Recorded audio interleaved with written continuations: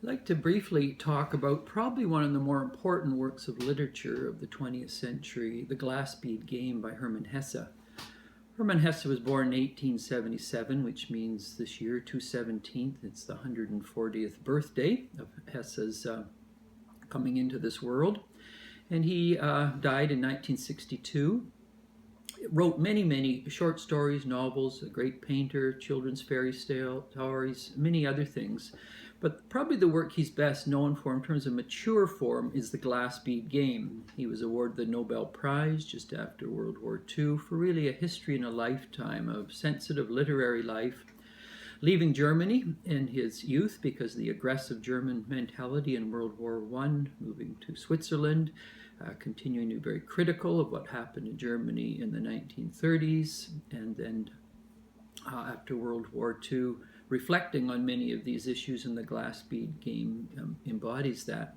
One of the little works that just anticipates The Glass Bead Game is called Journey to the East, and many people think you read Journey to the East, well, he's one of those Westerners who's very suspicious of the West. He grew up in Western Christianity, the fall of Western Christendom, and so in turning against sort of Christianity and against science, secularism, even scientism, there's this romantic notion of turning to the East, or idealizing the East, whether Buddhism or Hinduism or some variant of Oriental Chinese thought, Taoism, Confucianism. But the East in Journey to the East is much more sophisticated and multi-layered than a literal East. He uses a quote from the East is really coming home. So what does it mean to come home to our soul, to know ourselves? And much of the story of Journey to the East is about that journey home. Home to the soul's rest, the place of where the soul can be still, can see more discerningly in terms of the important issues. But it's a very short work, Journey to the East, but it's a prep in many ways for the Glass Bead Game.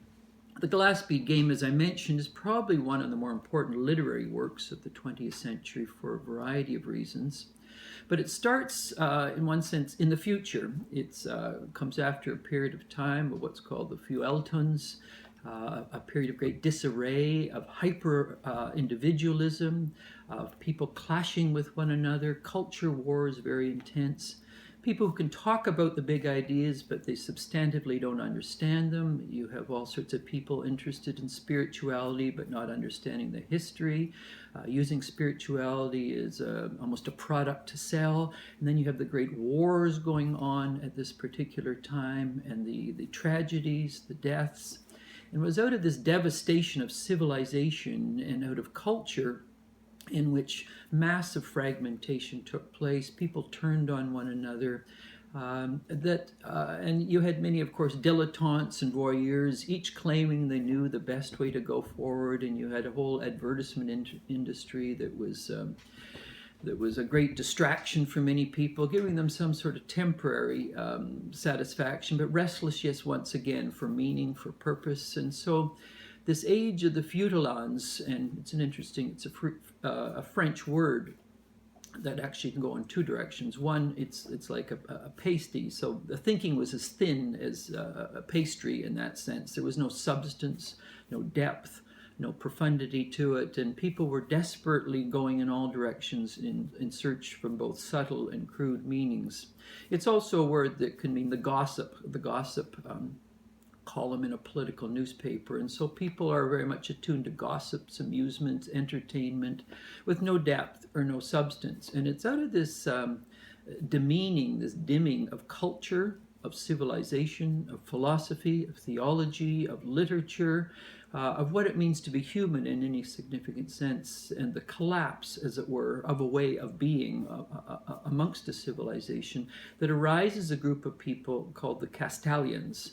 And at the center of the Castalian civilization is the Glass Bead Game, which is really the name of the book. And the head of the Glass Bead Game is Magister Ludi.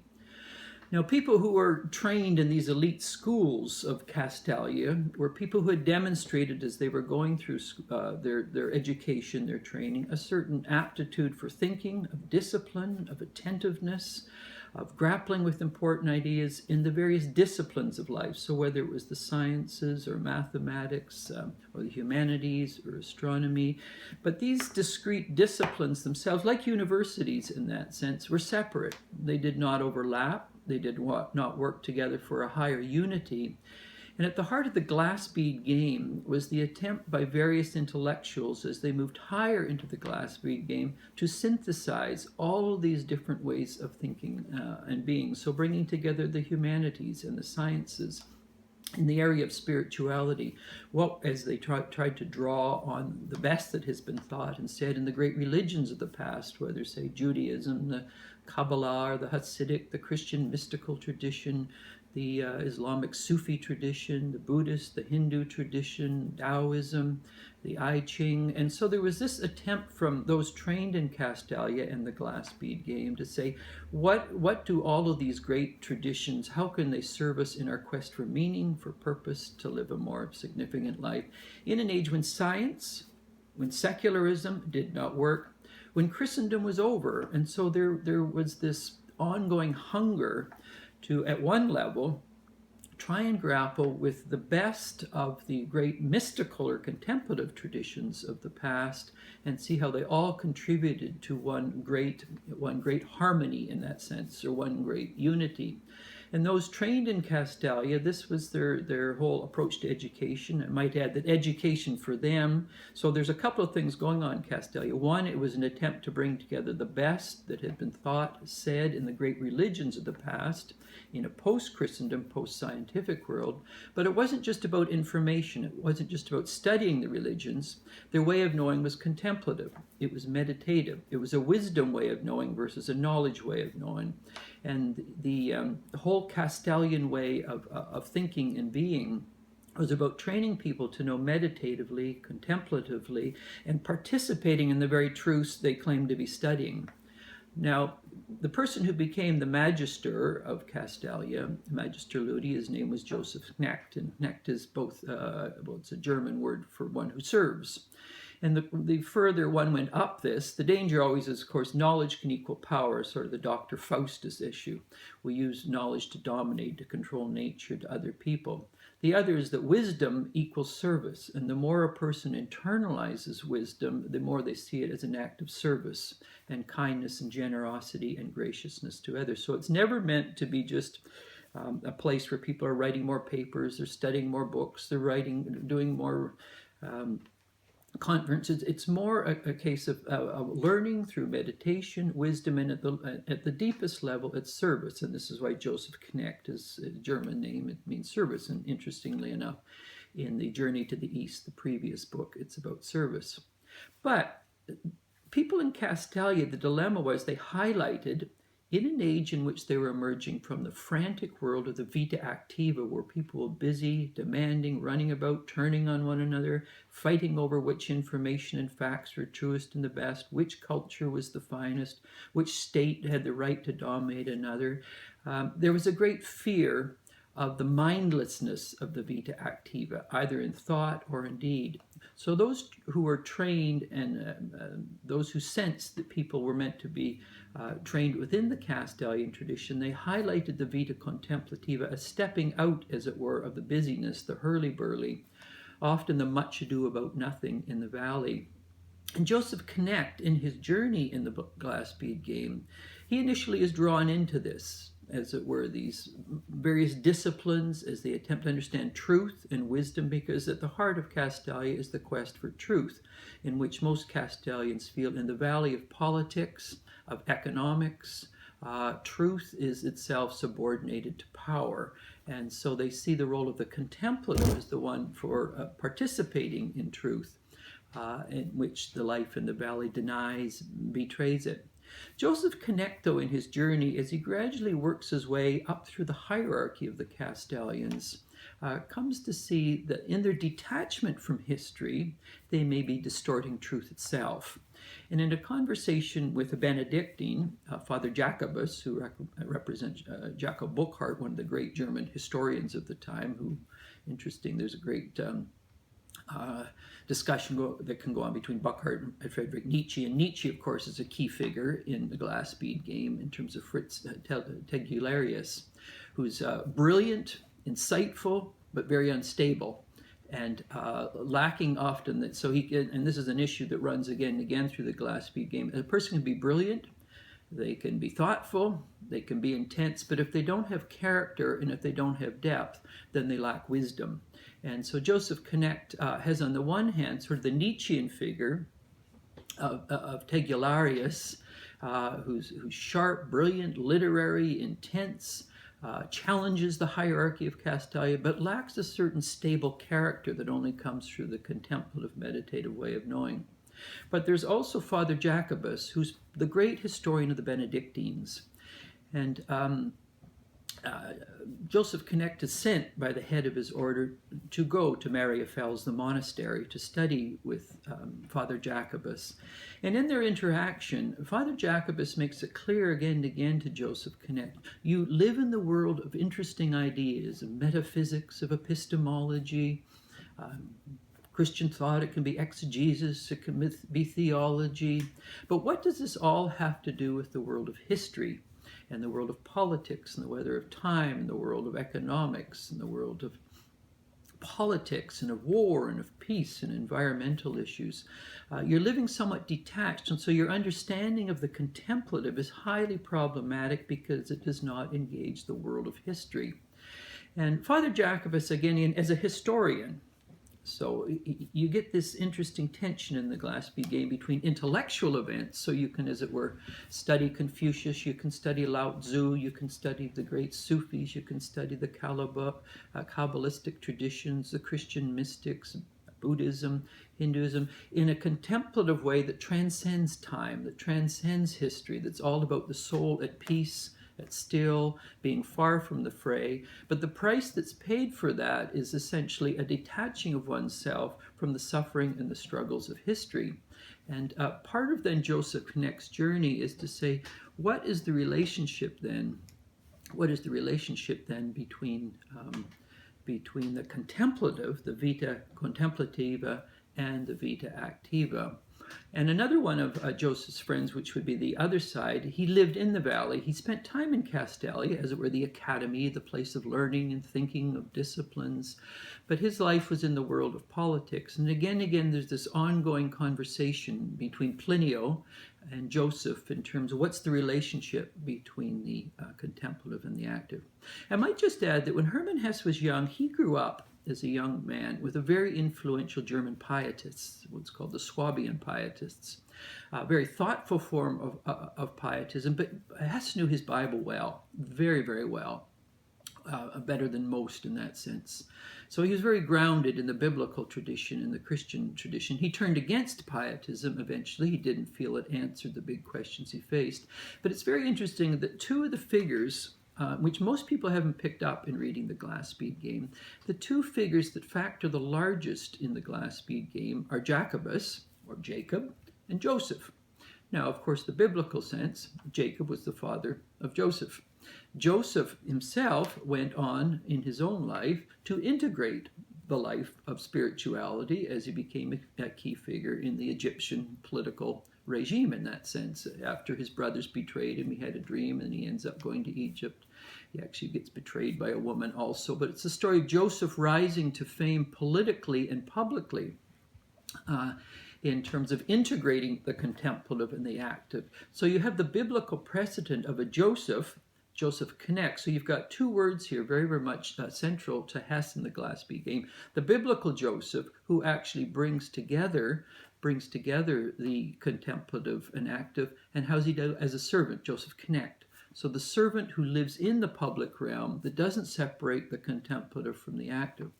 But you also got, who is the father of Joseph? Well, it's Father Jacobus, or Jacob. And in that sense, it's Joseph Knecht's many conversations with Father Jacobus, the Benedictine historian, and he becomes the father, in that sense, to Joseph. Joseph, who then tries to integrate the contemplative and active in history. And so these two key biblical icons in that sense are sort of portals or metaphors for Hesse as he works them out in the Glass Bead Game of Jacob, person being immersed in history, the father of the 12 tribes, Joseph then integrating in the bigger public realm in Egypt, the working out of the inner and the outer, the contemplative and the active. As the Glass Bead Game unfolds, Joseph Knecht comes to see, as he's risen to the very top, it would be like the highest realm of an academic position, a president or the head of various disciplines. He comes to see that he's achieved what he'd been trained to achieve in terms of the Glass Bead Game of synthesizing ideas. And music is a constant refrain, how different notes and different formed scores are brought together to make a musical harmony. At the center of this is the unity, the harmony of thought, and then of thought and action. But he becomes very restless. He becomes dissatisfied. His conversations with Plinio, his conversations with Fritz, his conversations with Father Jacobus, all make him realize that something is missing. He's done very well, but there's an emptiness, there's a restlessness in him, and he knows that he has to go back into the life of the valley. And of course, the tragedy in working out the Glass Bead Game is Joseph Knecht gives his final resignation to Father Alexander, who was his yoga teacher, in that sense, who taught him meditation, all of these things. The order feels that they have trained him to be, as it were, the Pope, to bring others into how to play the Glass Bead Game, how to bring together the great ideas, which of course we see all around us today. People are in a post-Christendom, post-scientific, post-secular world. They're asking questions about spirituality, the meditative, the contemplative. And if people are not trained in that, then they have used certain notions, a very superficial synthesis of it. Oh, they're really all saying the same thing. And this is, of course, another lament that you get in this, is you get very superficial people talking about complex spiritualities they really know nothing about, either in thought, they haven't studied it, or indeed they have not internalized it. So it becomes its own shallow Glass Bead Game. This is what Hesse is getting at, is sophisticated Glass Bead Game of highly trained people who've given 20, 30, 40 years of their life to being focused just on these issues versus dilettantes or parvenus in that sense. But even those who have committed themselves fully to this for decades of their lives, in Joseph Knecht, he feels that something is missing. So his friend Plinio invites him to come to his place, and inevitably they have a son, Tito, who's, in one sense, he embodies that opposition. He's weaning himself from parents. He's a bit of his mother's pet. In a sense, but he embodies a generation is coming along that, in one sense, Hesse anticipates in the 1950s and 60s, that is pampered, that is indulged, that is petted, that is used to being given their own way, and they need, if they're going to grow deeper, need the discipline of these great mystical traditions. So Joseph Knecht leaves Castalia, and then he's asked to tutor Tito. And the great, some argue that see this as a tragedy at the end, some see it as Hesse saying there's much that had not been explored, and Tito was the way forward. So Plinio's family has a cabin way up in the mountains, and so Joseph is going to go with Tito up to the mountain and for a period of time be, as it were, his magister, his teacher. One of the things you get a lot in Hesse is a certain suspicion and wariness of the sort of teacher that passes on information, facts, in big classrooms. You get in most of Hesse's teachings, it's a teacher and a student, and you pass on wisdom and insight into their life. So it's almost a spiritual director mentality, which we find a lot today in terms of opposition to a more information-driven university or seminary or Bible school approach. This is more one-on-one, one-on-two, in which the teacher is with the student, being with them on their journey, ferreting out what has to be worked out, what has to be left behind, so they may grow, they may deepen, and lead a more meaningful life. The story ends with Joseph Knecht going to the cabin way up in the mountains where Tito is. Tito's waiting for him. And it comes to, in one sense, some would argue, a tragic end, because Tito, young, full of energy, life all before him, the sun is just rising over the mountain. So it looks like the beginning of a